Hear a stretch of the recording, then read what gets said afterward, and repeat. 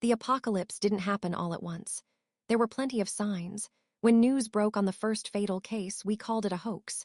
It had to be. Then the numbers kept rising. Conspiracy theorists blamed Big Pharma, pharmaceutical companies blamed the government, and the government blamed foreign imports, riling up the xenophobes. No one thought to blame themselves. I remember seeing that footage on TikTok for the first time, before the clip was banned, the man lying on a hospital bed, thrashing back and forth. His entire body was censored with pixels, but it was all red. Bloody, raw, skinless red. Bits of that same red were scattered on the white sheets and floor, even the walls. His screams haunt me, like an animal immolated. He begged for death until they put him under.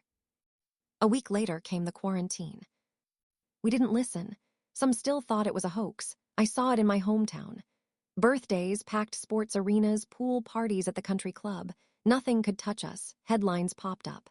Liberatio carnis asterisk, researchers named the virus a freeing of the flesh. We just called it the unzipping. Stage 1. Itching. Patient exhibits distress and scratching to the point of injury. An uncontrollable, searing itch began after contact with the fluids of an infected person. We wouldn't find out until later, but humans can harbor asterisk liberatio carnis in their veins for up to a year without symptoms. What else did we not know? The itching was internal.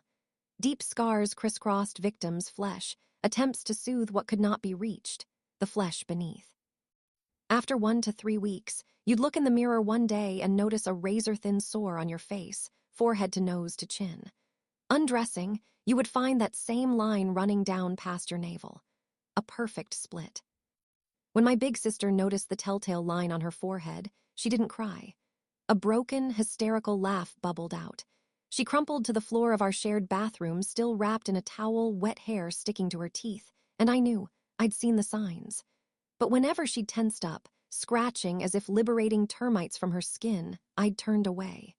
I didn't want her to go. That morning, they packed my sister up on a plastic-covered cart, sedated beyond recognition in case she progressed to stage 2 in transit. I barely said goodbye. She wouldn't have heard anyway. Stage 2, delirium. Patient becomes erratic, will harm self or others without reason.